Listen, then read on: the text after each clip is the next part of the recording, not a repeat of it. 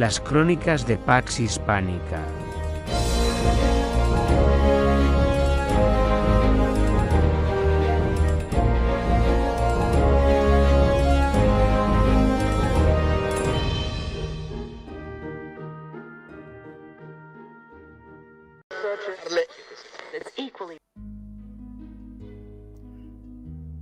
Saludos Pax Hispanos, bienvenidos a un nuevo episodio de esta segunda temporada de las Crónicas de Pax Hispánica, programa en formato podcast destinado a desmentir la leyenda negra y tratar diversos temas de la historia de España. En el programa de hoy tenemos con nosotros desde Argentina al autor del libro Nada por lo que pedir perdón, Marcelo Gullo. Bienvenido Marcelo, un placer tenerte aquí con nosotros. Muchísimas gracias, saludos a usted y a todo el público. Antes de nada, darte la enhorabuena por tu libro, lo he acabado recientemente y me ha parecido una auténtica joya, una obra imprescindible para los amantes de la historia de los hispanos y sobre todo para gente interesada por la hispanidad en general, ¿no? Bueno, muchas gracias.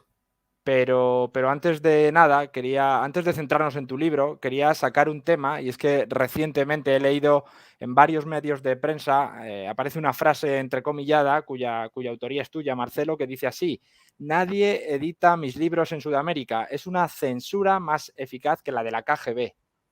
Bueno, esto no es una opinión, esto es simplemente ver la realidad, comprobar un hecho que se ha dado. Ya hace 2 años atrás yo publiqué mi primer libro en Madrid, este libro que estoy mostrando ahora, ¿no es cierto?, que se llama Madre Patria, ¿Sí? ¿no es cierto?, desmontando la leyenda negra desde Bartolomé de las Casas hasta el separatismo catalán. Bueno, este libro era mi primer libro en Madrid, realmente yo era un autor desconocido y por el milagro, por la providencia, ¿no es cierto?, se dio que este libro ya tiene más de 13 ediciones, ¿no es cierto?, en Madrid. Quedó muchos meses primero en venta, después tercero, cuarto, quinto.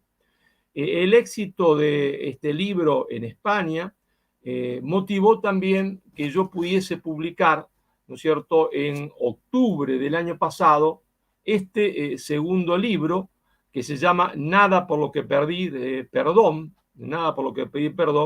que también fue publicado en octubre en Madrid, y ese mes de octubre quedó primero en ventas en Madrid, después tercero, cuarto, está, según las últimas cifras, tercero en ventas en el mes de diciembre en España. ¿Y por qué digo esto? Bueno, porque estos libros han sido un éxito editorial, un éxito de venta. Sin embargo, estos libros no han querido ser publicados en Hispanoamérica. En ningún país de Hispanoamérica han querido ser publicados. Y está garantizado que más o menos el libro se va a vender. Un poquito, quizás, menos que en España, pero está garantizado. Y si está garantizado que el libro fue un éxito, porque lo comprueban las ventas en España, y se puede presuponer que no va a ser un fracaso tan grande en Hispanoamérica, aunque no se venda la misma cantidad, ¿por qué no se publica? ¿Por qué las editoriales, que son la contrapartida de la editorial española, el mismo grupo, no quiere publicarlo en Argentina? ¿Por qué no quiere publicarlo en México? ¿Por qué no quiere publicarlo en Colombia? Bueno, evidentemente no es porque el libro no se vaya a vender. Si no es una cuestión económica, evidentemente estamos delante de una cuestión política. El libro ha sido, no oficialmente, no se entiende legalmente, pero mis libros, Madre Patria, ¿no es cierto? Mis libros, Madre Patria. Exacto. Y Nada por lo que pedir perdón, ¿no es cierto? Nada por lo que pedir perdón, han sido, y esto es simplemente una observación de la realidad, no porque sean buenos, quizás por otros motivos, ¿no es cierto?, que ahora podemos explicarlos, no porque estén escritos brillantemente, sino por otros motivos, quizás también podemos explicarlos, han sido, se entiende, censurados tácitamente en Hispanoamérica y, claro, como importarlos cuesta muy caro, importarlo de España cuesta muy caro, por la diferencia de nuestras monedas, sobre todo en Argentina, evidentemente el público en Argentina, la gente en Argentina, prácticamente no puede leerlo, aunque existiría la posibilidad de comprarlo en España o por Mercado Libre. El precio es un precio prohibitivo porque no se publica en Argentina. Al no publicarse en Argentina, el precio es prohibitivo, no puede ser comprado, y entonces hay una censura de facto a mis dos obras, a Madre Patria y, ¿no es cierto?, a Nada por lo que pedir perdón. Exacto. ¿Y cree que entonces hay algún tipo de impulso político o algún tipo de mano política detrás de esta decisión? Bueno, nosotros no podemos saberlo.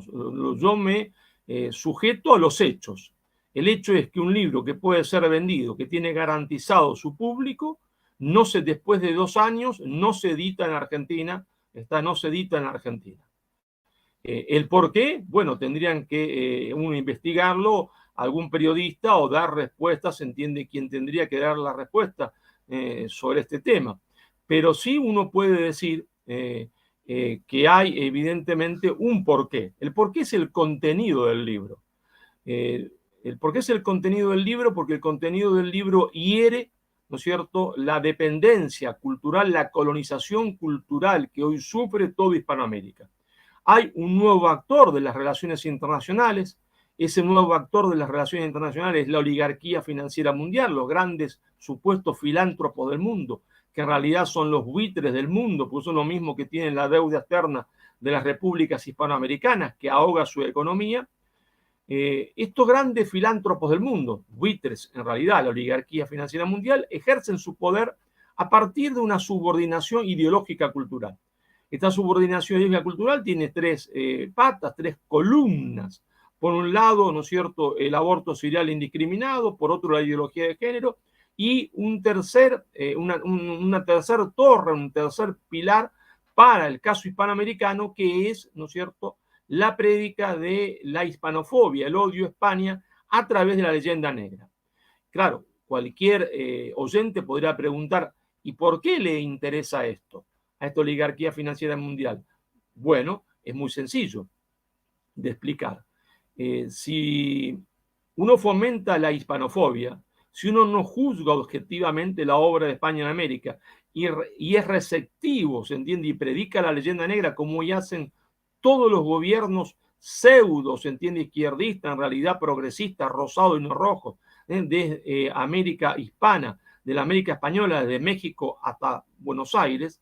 Si uno predica esto, la conclusión lógica es que hay que expulsar todo lo que trajo el invasor español, hay que expulsar su lengua, hay que expulsar sus valores, hay que expulsar el catolicismo y el español y el idioma español, y volver a un supuesto paraíso primitivo que no existió nunca, porque lo que reinaba en América era la antropofagia, el machismo embrutecedor, los sacrificios humanos, pero volver a ese supuesto paraíso y, por lo tanto, ¿no es cierto?, retomar las más de 1000 y pico de lenguas originarias que había. Y esto es justamente lo que interesa a la oligarquía financiera mundial. Porque, como decía Manuel Ugarte, gran autor socialista y argentino, decía, cada vez que se predica que existe una pluralidad de lenguas, cada vez que hay una región o un estado que tiene una unidad lingüística y se predica la partición de ese estado en plurilenguas, en que se habla en distintas lenguas, decía Manuel Ugarte, esto es el preanuncio de una acción política que conduce a la fragmentación territorial. Y justamente lo que quiere la oligarquía financiera mundial para imponer su modelo económico en el mundo, ¿no es cierto?, un modelo económico antihumano, es pequeñitos estados.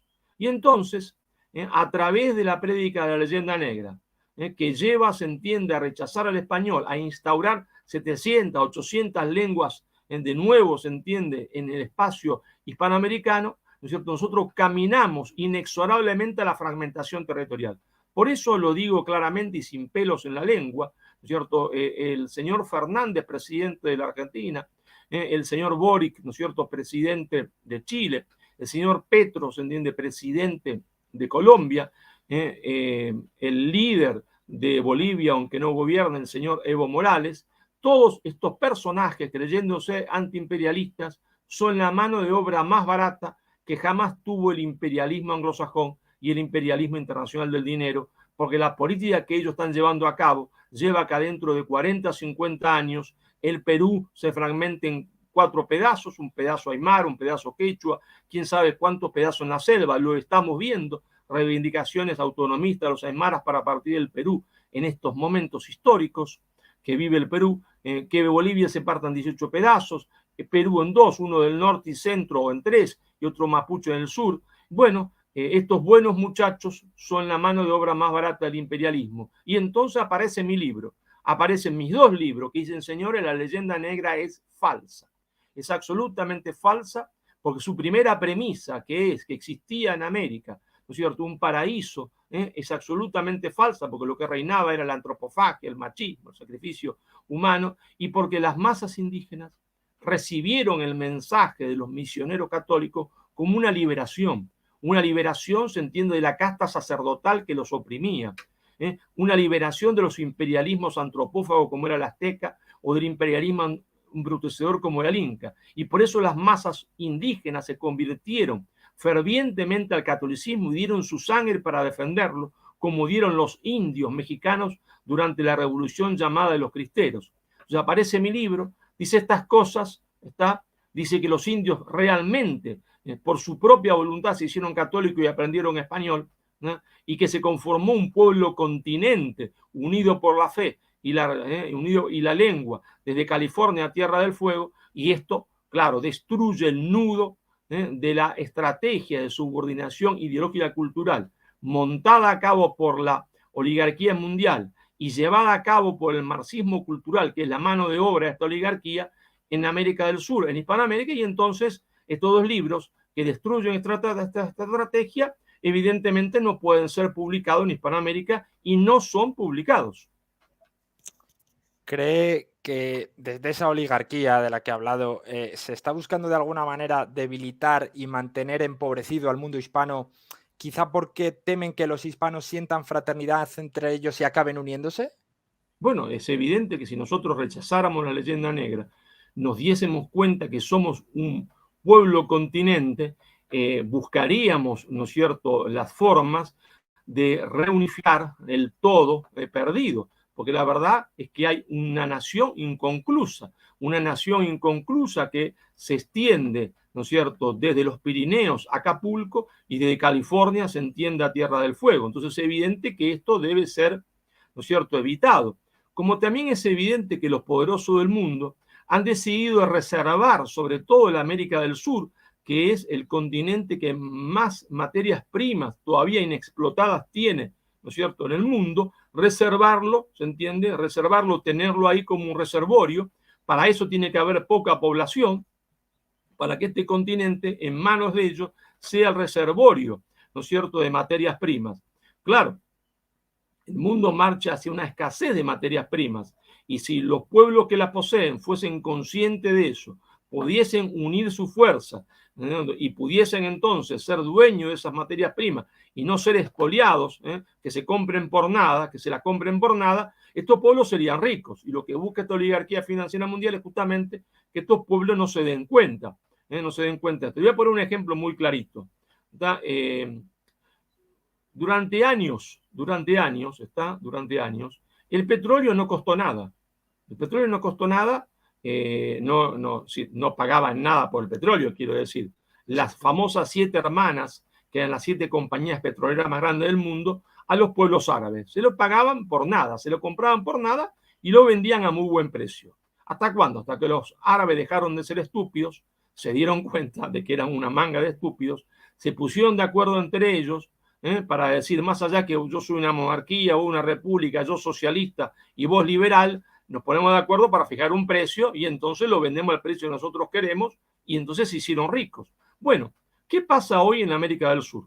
La América del Sur tiene las reservas de litio más grandes del mundo, que es el petróleo del futuro, porque todas las baterías van a funcionar a litio.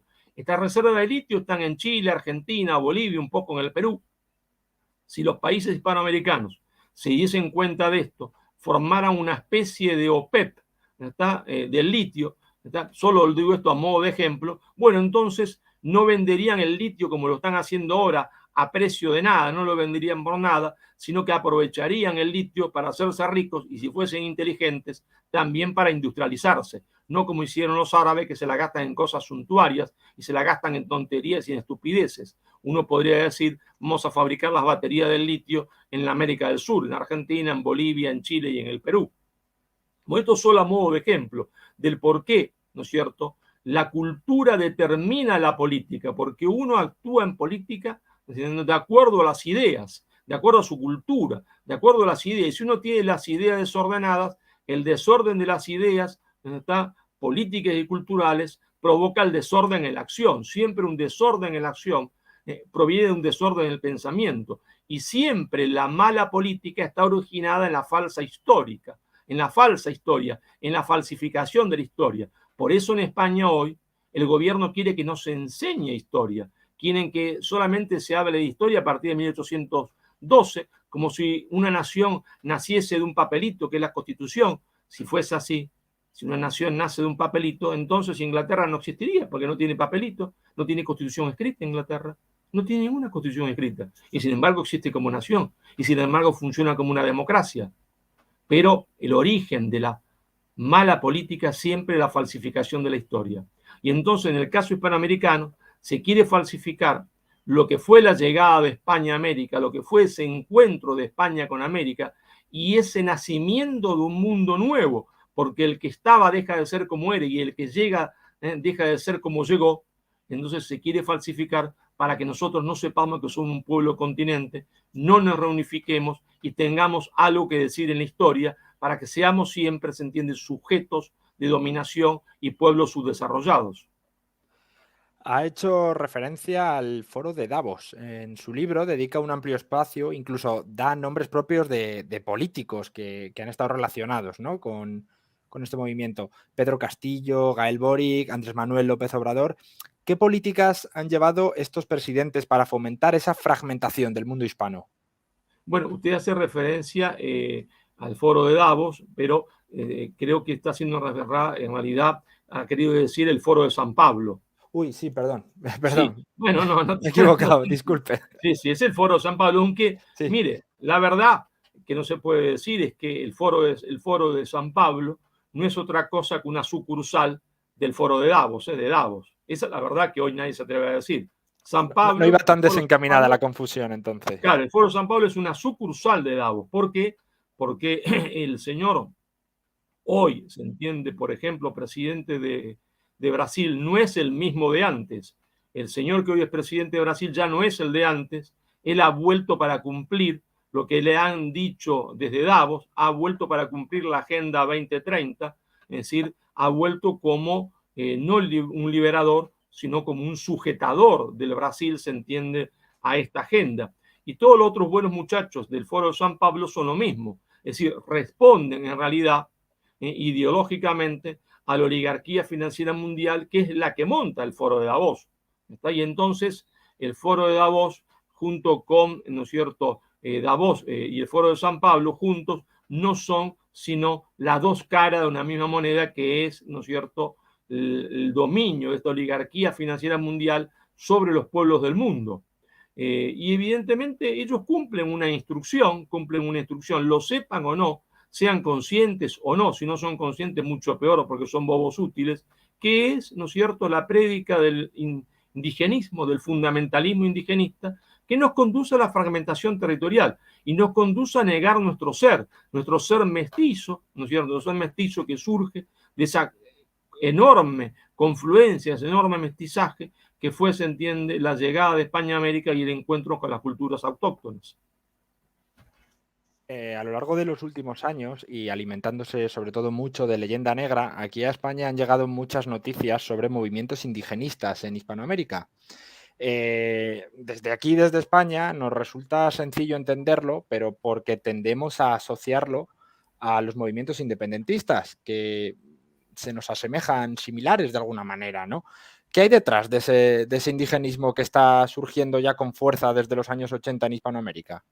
Bueno, el indigenismo fundamentalista hispanoamericano, fomentado, por ejemplo, por el señor Evo Morales, o el indigenismo en España, el indigenismo catalán, fomentado por ese prófugo de la justicia que ahora se entiende ampara el poder europeo protegiéndolo fuera de España, son las dos caras de una misma moneda.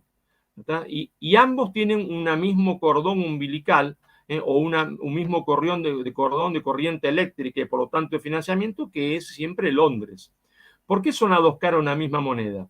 Porque los dos parten de la falsa historia de España. Parten de la falsa historia de España.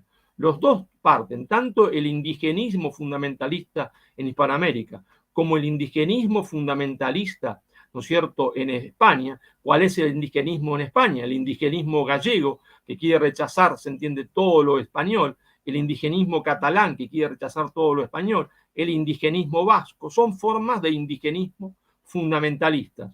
Como son indigenistas fundamentalistas los mapuches, son indigenistas fundamentalistas los separatistas catalanes. Y ambos parten de qué cosa? De la misma premisa. La premisa de que España fue un monstruo histórico, que nunca debería haber existido. Ese monstruo histórico que fue España, fue América a robar, matar y asesinar. Y ese monstruo histórico que fue España, según ellos, falso monstruo histórico, que fue América a robar, matar y asesinar, en la península doblegó, ¿no es cierto?, dominó a el pueblo catalán, al pueblo gallego, dominó supuestamente, dominó, se entiende, a los vascos, los explotó y le quitó sus riquezas, lo cual es todo lo contrario, en realidad, lo que pasó, porque los vascos y los catalanes se hicieron ricos gracias al resto de los españoles que soportaron el proteccionismo económico que España había instaurado para, se entiende, que exista la industria catalana, por ejemplo, del vestido. Entonces los catalanes hacían un vestido, hacían una falda que en Inglaterra costaba 5 libras, ellos la hacían por 10 y el pueblo español tenía que comprarla por 10 para fomentar la industria catalana. Y ellos, que se hicieron ricos, gracias, se entiende, a todos los otros españoles, después de la guerra de Cuba, dijeron no, el Estado español nos explota, el Estado español nos oprime, cuando había sido todo lo contrario. Por lo tanto, el indigenismo fundamentalista hispanoamericano, está el mapuche, el guajira, el quechua, el aymara, ese indigenismo es hermano gemelo del indigenismo catalán, del indigenismo gallego, del indigenismo falso, porque todos parten de la misma falsa premisa, la premisa de que España fue un monstruo histórico, de que esa España los oprimió, esa España los expolió.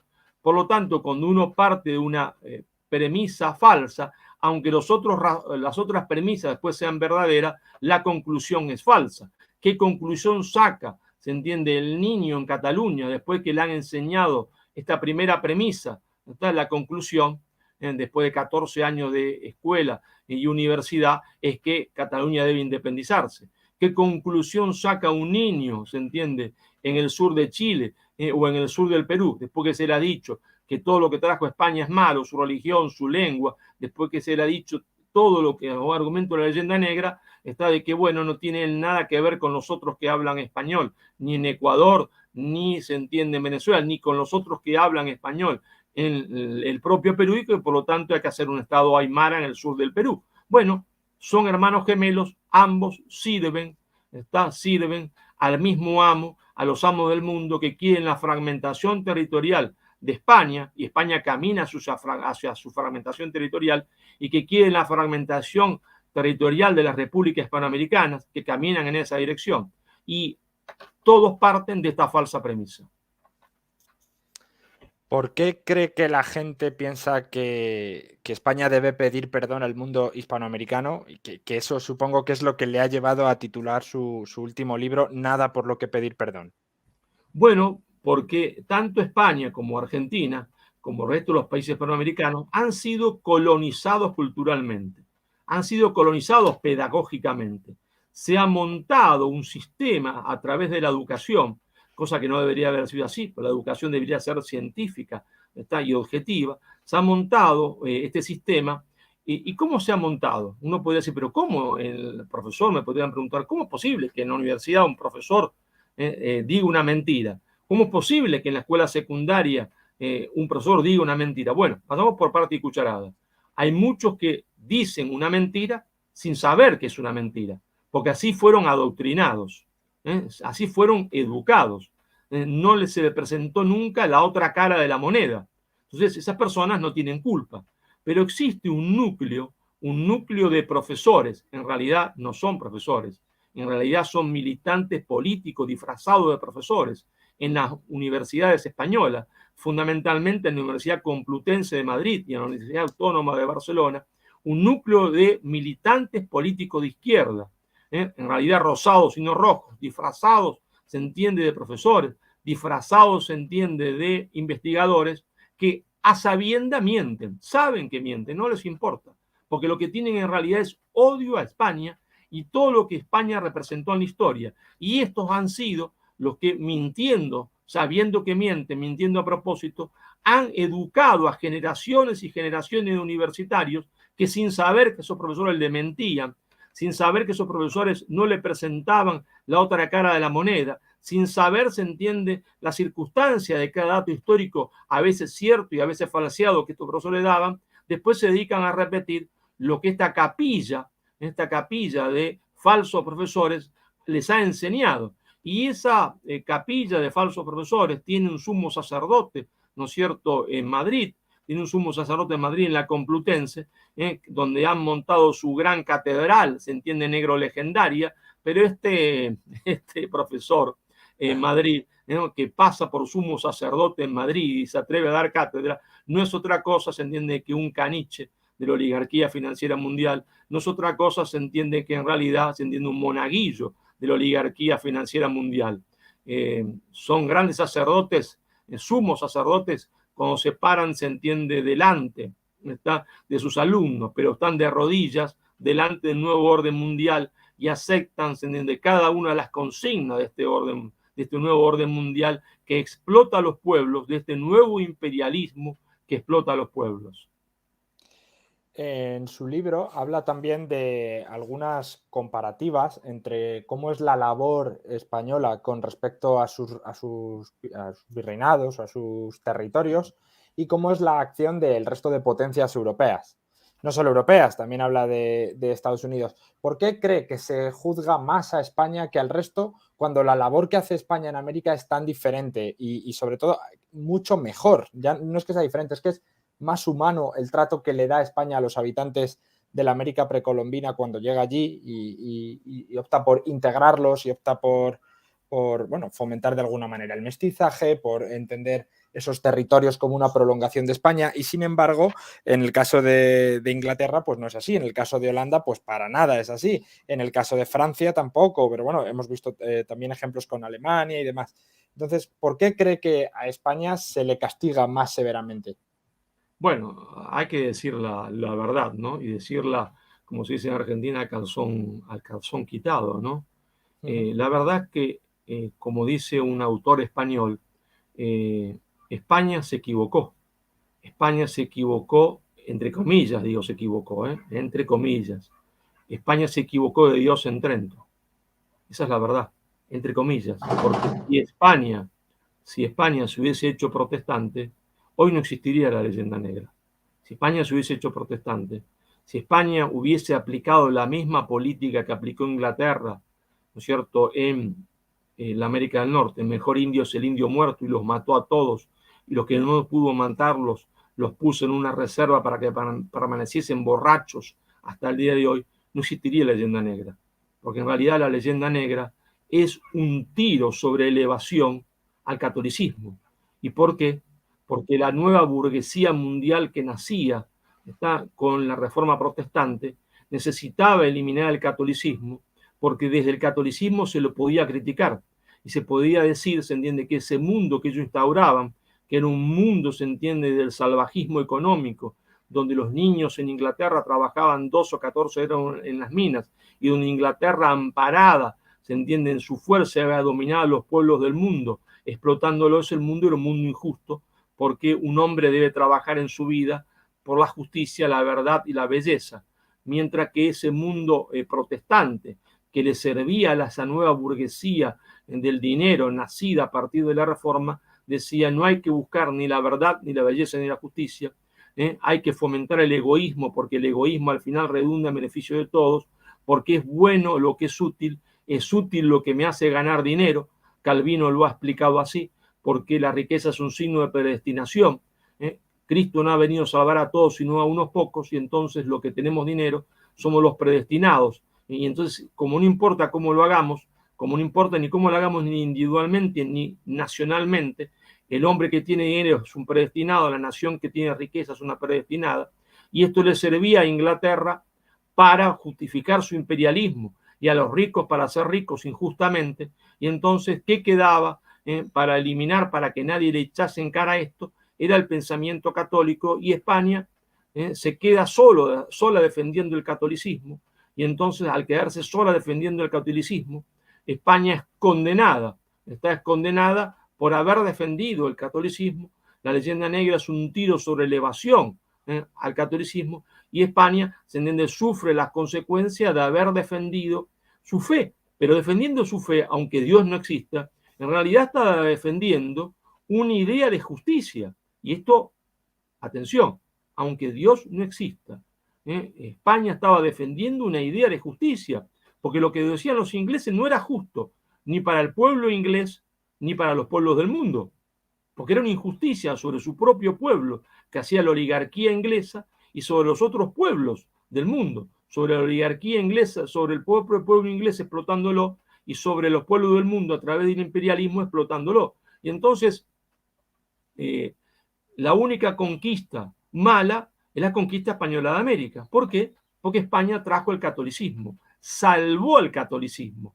La Iglesia Católica no se lo reconoció nunca a España, pero la verdad es que la Iglesia Católica debía reconocerle a España esto, porque si no, el catolicismo hoy sería una ínfima minoría del mundo solo en Europa.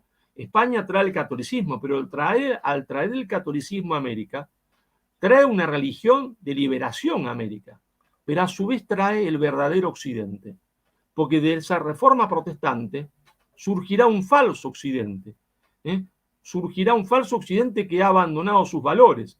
La reforma protestante ha partido de la cristiandad occidental en dos, y ellos se convierten en occidentales, se quedan con el adjetivo, pero pierden el sustantivo, se quedan con la forma, pero pierden la esencia. Por eso es a ese occidente, a ese falso occidente, le interesa la libertad, pero no la justicia. Aman la libertad, pero no la justicia. Y entonces ese verdadero occidente, que era la cristiandad occidental, se refugia en España, queda reducida en España, y España la lleva a América, y entonces se convierte toda América en el extremo occidente. Es un mundo nuevo, pero que en realidad es un mundo que desciende, aunque parezca mentira. Es posible de comprobarlo científicamente, y estoy trabajando en eso en un próximo libro, que desciende incluso de Carlomagno, el francés, sí, el francés, el franco, el germano, sí, porque había coplas que hasta 1940, 1950, se cantaban en el norte argentino, que cantaban los pobres, los gauchos norte argentinos, que hacían referencia a las hazañas, se entiende, de Carlos el Magno. Parece mentira, ¿no? Pero es así, porque con la evangelización vino una cultura que fue mixtura y que fue superior a todo lo que había, porque lo que se mestiza es superior porque tiene de los dos, y que construyó, se entiende, el extremo occidente. Entonces no se le perdona a España el haber hecho eso. Si España se hubiese hecho protestante, si España hubiese aniquilado a la población indígena como hicieron los ingleses en los Estados Unidos, hay que recordar esto. Cuando yo me reuní con el señor Evo Morales, dije, mire, presidente, con todo respeto se lo digo, si en vez de Inglaterra hubiese llegado, en vez de España hubiese llegado España, sí, ¿no es cierto?, al continente americano, es decir, a América del Sur y a Bolivia en particular, usted no estaría charlando conmigo ahora, porque estaría muerto. En el mejor de los casos, usted estaría en una reserva, borracho, como están la mayoría de los apaches, se entiende, de los Sioux. Ahora están un poquito mejor porque le han dado los casinos, entonces ahora están borrachos pero ricos. Ahora, porque durante años, recuerde usted que hasta el año 1922, aunque parezca mentira, hasta el año 1922, los indios en Estados Unidos Es decir, un Sioux, un Apache, un Comanche, un Navajo, un Cheyenne, no tuvieron pasaporte norteamericano. Vivían en una reserva sin documentos. Hasta el año 1922, los Sioux, los Apaches, los Cheyennes, no tuvieron pasaporte norteamericano. Esa es la verdad histórica. Pero nada de esto importa, porque la única conquista mala es la conquista española de América. Y yo me pregunto, a esos españoles que solo ven que esa conquista es mala, ¿las otras conquistas no fueron malas? Y la conquista se entiende del imperialismo maometano, sobre todo el norte de África. ¿O no es verdad que el Islam entró a Egipto a través de la espada?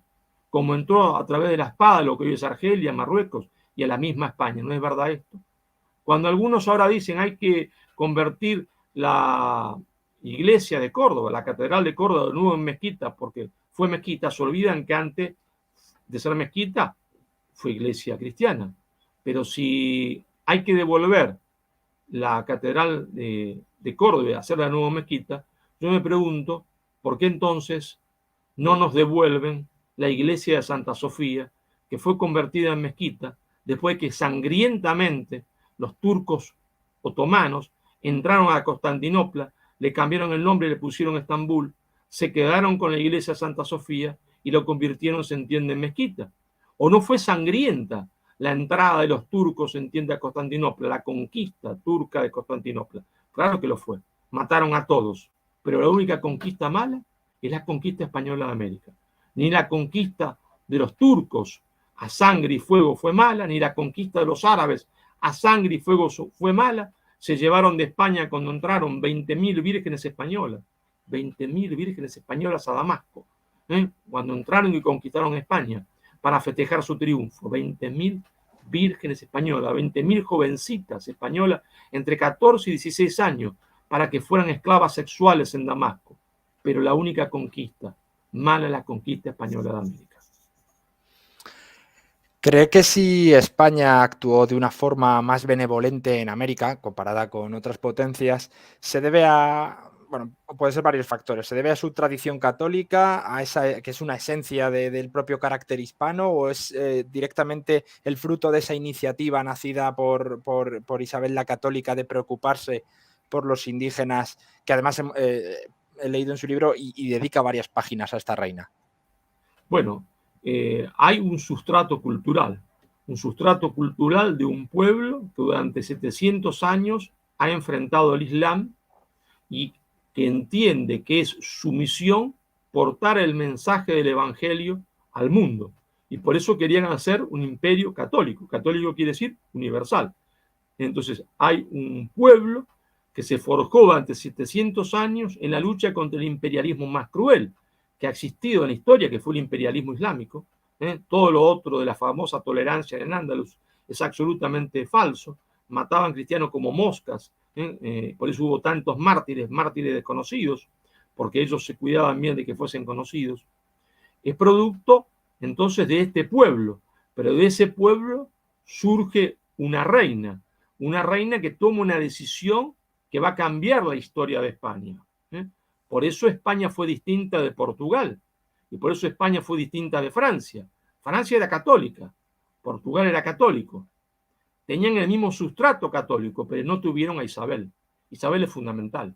Isabel es la gran reina, la reina madre de España, la que debería tener, se entiende, en cada pueblo de España una estatua.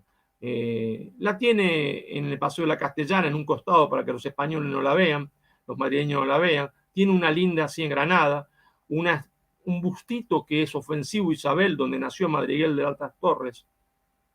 Pero esta mujer Isabel es la madre de España y la madre de Hispanoamérica. Esta mujer santa, pero a su vez la más grande estadista de la historia de España, dice: señores, lo nuestro en ese territorio que no sé qué son, porque ella no sabe qué son, ella no sabe qué son esos territorios, ella solamente intuye, pero no sabe qué es ese territorio. Lo nuestro en ese territorio es una misión.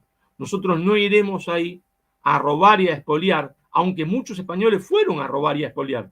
La decisión de la reina es que no vayan para eso, iremos ahí para evangelizar.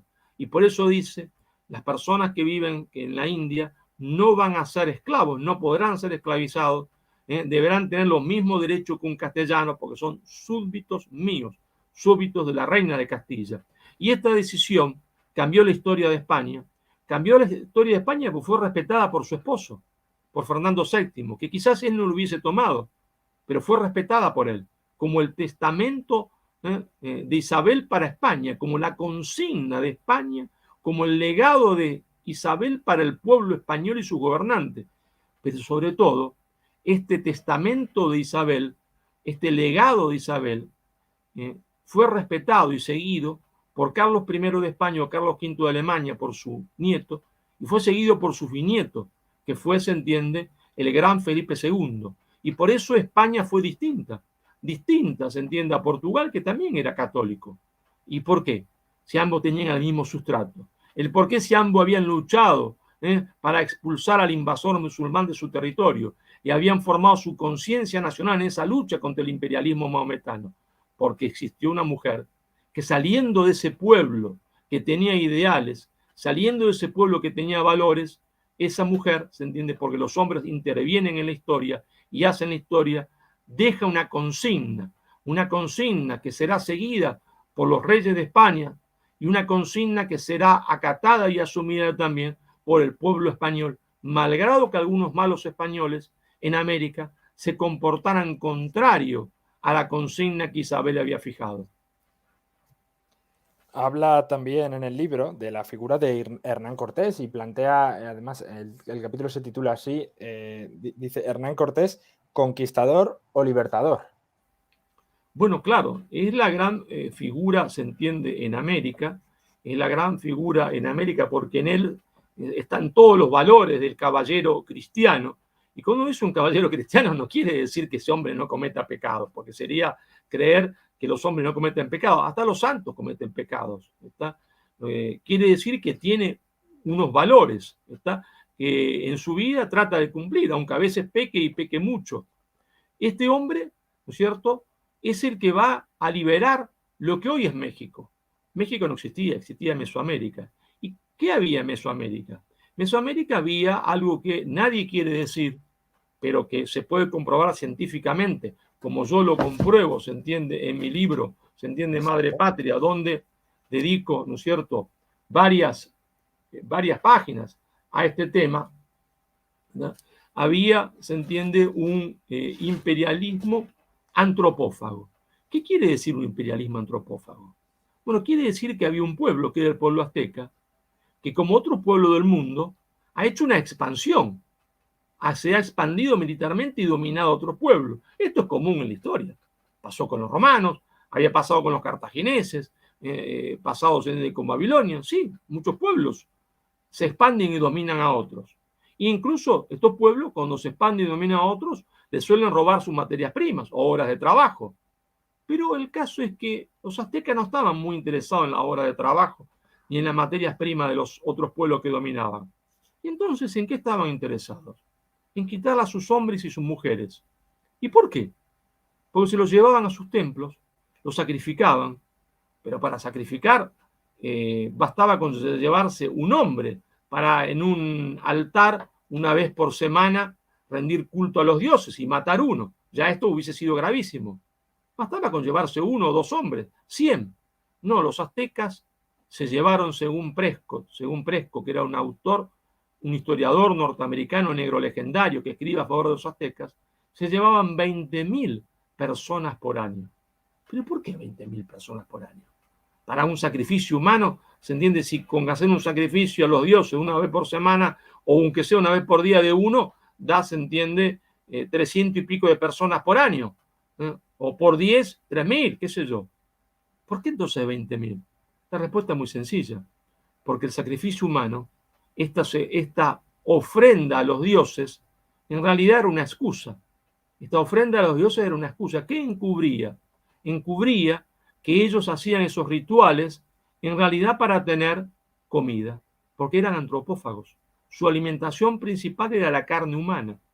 La élite, la oligarquía, la casta sacerdotal azteca más la nobleza, se comían los muslos, es lo que les gustaba, como si fuesen muslos de pollo. Una vez que se sacrificaba a la persona, que le arrancaban el corazón, la partían en trozos como si fuesen pollos o cerdos para las carnicerías. Al pueblo le daban, se entiende, las vísceras. Su alimentación principal era la carne humana. Durante años trataron de negar esto. Cada vez que, yo lamento decirle a los negros legendarios, que cada vez que se hace una excavación para ampliar el subte, el metro en México, o reformar la catedral porque se viene abajo y hay que ver cómo están los cimientos, aparecen paredes y paredes de cráneos humanos, porque era tal la cantidad de cráneos humanos que los usaban como si fuesen ladrillos. Esa es la realidad histórica. Entonces Cortés, cuando ve esto, aunque Cortés no fuese un santo, y no lo era porque era un guerrero, se da cuenta de que estos aztecas dominan a los otros pueblos, le quitan lo más sagrado que un hombre puede tener, que es la vida de sus hijos, y entonces dice, señores, mire, ahora voy a mandar yo, pero le propongo un proyecto más justo. ¿Y por qué es más justo su proyecto, señor Cortés? Porque nunca más va a haber antropofagia, nunca más va a haber sacrificios humanos. Y entonces estos pueblos acompañan a Cortés. Cortés tenía apenas un puñado de hombres en México. No hubiese podido derrotar nunca un ejército de 200.000 hombres como era, se entiende, el ejército azteca. Entonces, ¿cómo los derrotó? Los derrotó porque formó un ejército de todos los pueblos oprimidos, compuesto por los hombres de los pueblos oprimidos, un ejército compuesto por las naciones oprimidas que se enrolaron en el ejército de Cortés, que le dieron 200.000 hombres para acabar con el más nefasto imperialismo que ha conocido la historia de la humanidad, que fue el imperialismo azteca. Es decir, Cortés no conquistó Tenochtitlán. Tenochtitlán fue conquistada por 200.000 indios hartos del imperialismo antropófago de los aztecas. Cortés los condujo, pero su ejército estaba formado por indios asqueados, se entiende, el imperialismo antropófago azteca. Por lo tanto, Cortés, junto con sus 200.000 indios, fue el libertador de esos pueblos. Y fue Cortés entonces el libertador de esos pueblos, el que le da un mensaje nuevo, y esos pueblos, se entiende, acompañan a Cortés para ver qué otros pueblos hay dando vuelta por México, y se forma lo que hoy es México. Porque si México hubiese sido el imperio azteca, México sería chiquitito. La élite mexicana hereda, después de la independencia, un México que se extendía desde California, se entiende, hasta América Central. Eso es lo que hereda la élite mexicana al momento de la independencia. Y lo que hoy no se atreven a reconocer es que esta clase política mexicana, que de élite se transformó en una oligarquía que después de la Revolución Mexicana se quiso presentar como socialista y antiimperialista, cuando en realidad era la mano de obra del imperialismo yanqui norteamericano. Esta oligarquía política mexicana fue la que no supo cuidar la herencia recibida y perdió el 60% del territorio heredado. Perdió a mano de Estados Unidos, que le arrebató por la fuerza, pero porque había negligencia de esta clase política mexicana. Perdió el estado de California, de Texas, de Nuevo México, de Nevada, de Arizona, 2 millones, casi 700.000 kilómetros cuadrados. Pero no perdió rocas y desiertos, perdió California. El estado que hizo rico a los Estados Unidos, porque en 1848, cuando Estados Unidos le arrebata a México California, ese mismo año descubren las minas de oro de California, que van a servir para financiar toda la trama de la construcción del ferrocarril en Estados Unidos, pero también le roban Texas, que después de 1900 se va a descubrir petróleo y va a convertir a un país como los Estados Unidos en un país rico y petrolero, porque ese petróleo va a servir para hacer la segunda revolución industrial con sede en Estados Unidos, basada en el motor a combustión, en el petróleo y no en el carbón, como así había sido la primera revolución industrial británica. Entonces está claro, ¿no es cierto?, que si México existe por Cortés, que creó México, un México gigantesco. Está claro que ese México gigantesco, esa heredad, no supieron cuidarla la dirigencia mexicana, no el pueblo mexicano, la dirigencia mexicana, esa falsa dirigencia mexicana que se presentaba como antiimperialista, pero estaba de rodillas frente a Estados Unidos, esa dirigencia mexicana que había sido adoctrinada a partir de 1822 por el embajador de los Estados Unidos de América, Poinsett. Y entonces está claro también que Cortés liberó, se entiende, a lo que es México de un imperialismo atroz que fue el imperialismo antropófago de los aztecas. De cada 10 personas que hoy caminan por las calles de México, México DF, la capital, 8 no descienden de los aztecas, sino de los aztecas sino de los pueblos oprimidos por los aztecas. Ellos no lo saben. Pero si supiesen la verdadera historia, se darían cuenta que están ahí caminando por esas calles porque Cortés los liberó, porque si no se hubiesen extinguido, como los mayas habían extinguido a los otros pueblos que dominaban porque se los comían. Entonces, si México conociese la verdadera historia, si al pueblo mexicano se le diese la verdadera historia, el pueblo mexicano haría que la leyenda negra se caiga, está como un castillo de naipes ante el primer viento, se entiende, que sopla. Pero claro, no conviene que esto sea así, porque entonces México recobraría su esencia, México recobraría su memoria y vería que lo gobernaron en su gran mayoría fueron cipayos, siempre de rodillas frente al imperialismo norteamericano, fueron traidores a México, como ese sanguinario Plutarco Elías Calles, que mató al pueblo mexicano profundamente católico, que era el pueblo más humilde, el pueblo indígena, que se alzó, se entiende, en armas para que se le respetase su fe. ¿Y por qué? Porque la fe es un escudo protector de la nacionalidad. Y entonces Plutarco Elías Calles los eliminó, ensangrentó México con la ayuda de Estados Unidos y después los terminó de matar con la traición del obispado, se entiende, mexicano, de los obispos mexicanos. Por eso digo, salud al heroico pueblo mexicano, al pueblo más humilde de México, a los indios mexicanos que resistieron, se entiende, a esa pseudo clase dirigente mexicana, pero también digo, que esa pseudo elite mexicana merece el infierno por haber llevado a su pueblo al subdesarrollo, por haber llevado a su pueblo a la dependencia del imperialismo norteamericano. Y hasta que no se reconozca que en realidad, como decía José Vasconcelos, Cortés liberó a México y es el fundador de México, el padre de la patria, junto con Marina, que es doña Marina, la madre de la patria en México, México no tendrá destino. ¿Cree que los procesos independentistas de los territorios hispanoamericanos obedecían, como se ha dicho en algunas ocasiones, a un plan impulsado desde el extranjero, como podría ser por parte de los ingleses, o por otro lado se ha hablado también de la masonería que podría haber estado detrás de esos procesos independentistas? Todo eso existió, pero poner solo eso como causa es una simplificación, porque nos olvidamos de la llegada al trono de España de una monarquía que había odiado todo lo que España representaba y significaba, que fue la dinastía de los Borbones, que tardó muchísimos años hasta que se españolizó y se nacionalizó. Por eso es una simplificación decir eso. Hubo una maniobra británica, hubo una trampa británica, pero en esa trampa británica no hubiese caído ningún hispanoamericano si en el gobierno de España, si en la silla de Isabel no se hubiese sentado un inútil como fue Fernando VII.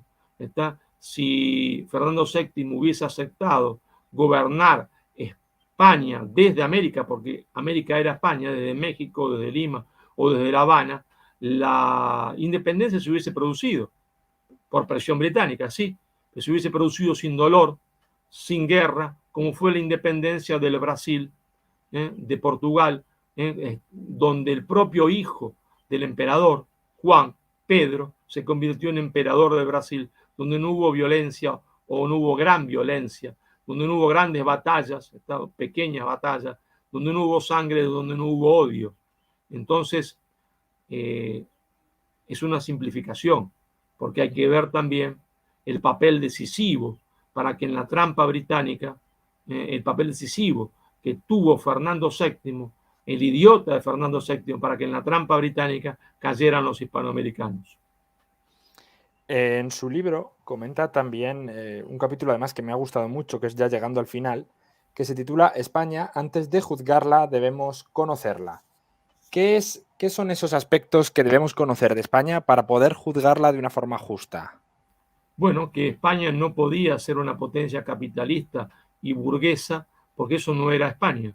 España nunca miró a América como una colonia. España nunca miró a América como un botín. Si España fue a América a robar, a matar, a asesinar, movida solo por la ambición material, ¿por qué entonces? ¿Por qué entonces? ¿No es cierto? ¿Por qué entonces España sembró América de hospitales gratuitos para indios, negros, pobres, ricos? ¿Por qué sembró América de universidades y colegios? Porque es de universidades que tienen el mismo estatuto que la Universidad de Salamanca, que eran autónomas. ¿Por qué entonces permitió, y no solo permitió, sino que fomentó que en esas universidades se predicara que el poder venía de Dios, como decían los franceses, como decían los ingleses, pero que el poder no se lo daba a Dios al rey, como decían los franceses e ingleses, sino que se lo daba al pueblo, y que el pueblo se lo daba al rey para que el rey gobernase como un padre, y si el rey no gobernaba como un padre, el pueblo tenía derecho a la revolución. Don Nicolás Maquiavelo diría, pero España estaba loca, ¿cómo fomentaba eso en sus colonias? Porque don Nicolás, porque España no consideraba a América como una colonia. Para España, América era España y eran súbditos españoles. Nunca fue España, nunca América fue para España un botín. Si usted me permite leerle un pedacito, Exacto, sí, sí, por ¿no es supuesto. cierto?, de Sí, sí. esta obra, nada por lo que pedir perdón. Me gustaría leerle lo siguiente, ¿no? Me gustaría leerle lo siguiente. ¿Qué es esto, no?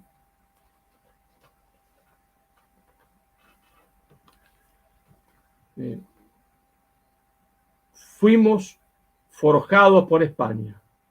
Somos hijos de una gran conciencia, porque la obra de España en América, más que una empresa, fue una misión del pueblo español, una misión del pueblo español, que se volcó a estas tierras con lo mejor que tenía, su cultura y su fe.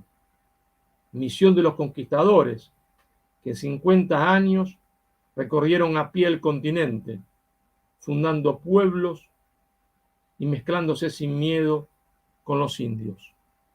Repito, somos hijos de una gran conciencia, porque la obra de España en América, más que una empresa, fue una misión del pueblo español que se volcó a estas tierras con lo mejor que tenía, su cultura y su fe. Misión de los conquistadores que en 50 años recorrieron a pie el continente fundando pueblos y mezclándose sin miedo con los indios. Esta frase pertenece al discurso pronunciado el 27 de mayo de 1975 por el entonces padre Jorge Mario Bergoglio, superior provincial de la Compañía de Jesús en Argentina. Pero permítame que le lea otra pequeña frase, otra pequeña parte de un discurso pronunciado por el 3 veces presidente de la República Argentina, el general Juan Domingo Perón, que dijo: la obra civilizadora de España, cumplida en tierras de América, no tiene parangón en la historia. Es única en el mundo. Su empresa tuvo el signo de una auténtica misión. Y dice Perón, ella, es decir, España, no vino a las Indias ávida de ganancias y dispuesta a volver la espalda y marcharse una vez exprimido y saboreado el fruto.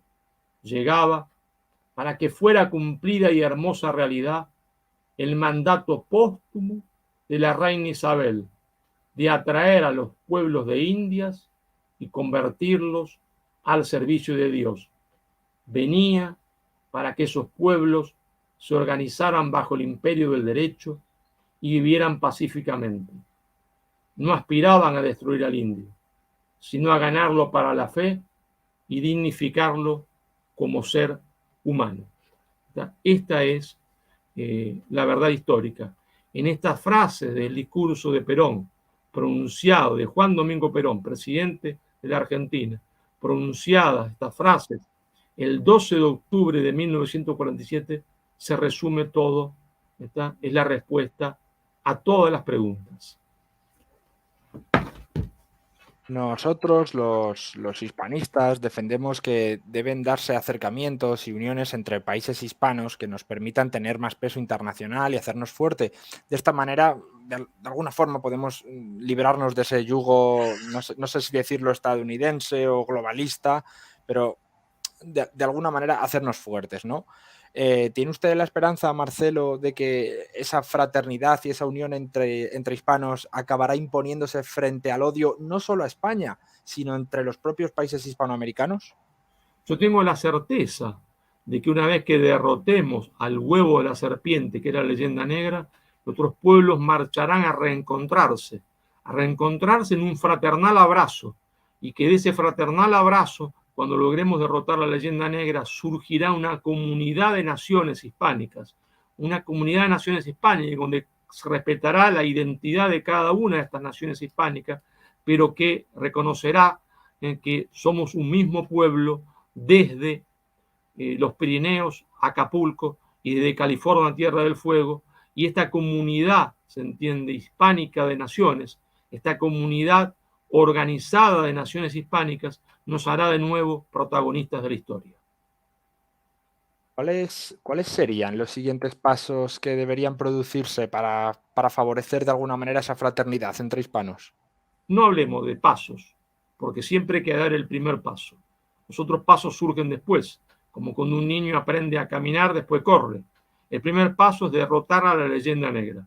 Si no derrotamos a la leyenda negra, que es el huevo de la serpiente, jamás podremos correr, porque ni siquiera se entiende, podremos caminar, porque todavía estamos gateando.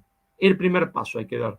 Y el primer paso es derrotar la hegemonía negrolegendaria que hoy existe en España, que hoy se entiende se vanagloria de ser la verdadera historia de España, y que hoy reina en las universidades españolas y universidades hispanoamericanas. El primer paso es derrotar a la falsa historia, derrotar la falsificación de la historia hecha por los enemigos de España, porque la leyenda negra no es otra cosa que el más grande éxito político de Gran Bretaña. La leyenda negra es el marketing político británico exitoso, que no pudiendo derrotar a España en el campo de las armas, la derrotó en el campo político y la derrotó en el campo de la cultura. Por eso el primer paso es derrotar a la leyenda negra, que es el huevo de la serpiente. Marcelo, muchísimas gracias por haber estado con nosotros en el programa de hoy. Espero que su libro tenga un éxito inmejorable. Por lo que a mí respecta, se lo recomiendo a toda la audiencia. Yo lo obtuve como un regalo de Navidad, aunque ya estaba detrás de él para comprarlo, y lo he leído súper rápido. O sea, se lee es un libro muy ameno, es un libro increíble que está, tiene muy bien documentado, con una gran multitud de citas, explicaciones. Y por lo que a mí respecta, yo que soy un gran amante de la historia de España y de la hispanidad en general, aún así me ha hecho descubrir muchísimas cosas. Entonces, ya te digo, Marcelo, de verdad, has hecho un trabajo inmejorable, me parece que es un libro estupendo, y ya digo que lo recomiendo encarecidamente. Desde España, si lo queréis comprar, desde luego no tenéis problema, lo tenéis en cualquier superficie comercial, en cualquier librería. Yo siempre recomiendo las librerías pequeñas para ayudar también a esos pequeños comerciantes, y si no, pues también tenéis la opción de Amazon, donde está, y lo podéis comprar sin problemas, además a un precio bastante competitivo. Muchas gracias, Marcelo. Muchas gracias a usted y a toda la audiencia, y un saludo para todos los pueblos hispánicos.